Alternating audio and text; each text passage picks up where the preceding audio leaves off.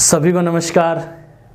आज हम बात करेंगे बैंक और फाइनेंस कंपनी से अगर हम लोन लेते हैं, उस लोन को नहीं चुकाते हैं तो हमें क्या क्या नुकसान होते हैं। वैसे तो हमें बहुत सारे नुकसान हैं, पर मैं आपको सिंपल और साधारण शब्दों में बताऊंगा कि मुख्य नुकसान क्या क्या है। सबसे जो महत्वपूर्ण नुकसान है हमारे, वो है हमारा ऑनलाइन रिकॉर्ड, हमारा सिबिल स्कोर।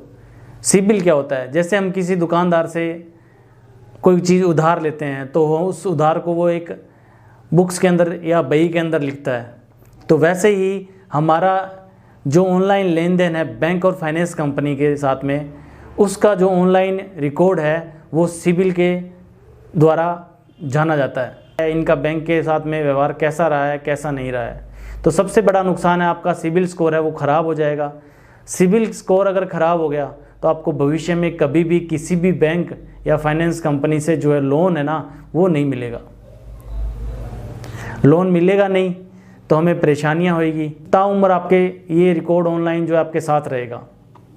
दूसरा नुकसान ये है कि जो बैंक का हम लोन नहीं चुकाते हैं तो बैंक या फाइनेंस कंपनी जो है वो कोर्ट में जाती है, वहाँ अपना जो मुकदमा दायर करती है, उस मुकदमे के अंतर्गत कोर्ट जो है वसूली करती है।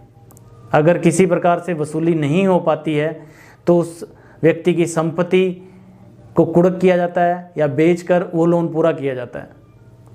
अगर उस संपत्ति को बेचने के बाद में भी लोन पूरा नहीं होता है तो और रिकवरी निकाली जाती है। जब लोन हम नहीं चुकाते हैं तो बैंक अपने जो है लोन एजेंट को लोन रिकवर के लिए भेजते हैं, तब बड़ी समस्या होती है। जब लोन रिकवरी के लिए जो एजेंट आता है ना, तो उसका व्यवहार जो है ना बहुत अलग तरीके का होता है। उनको उस काम की ही तनख्वाह मिलती है, फिर वो अपने तरीके से लोन को रिकवर करते हैं।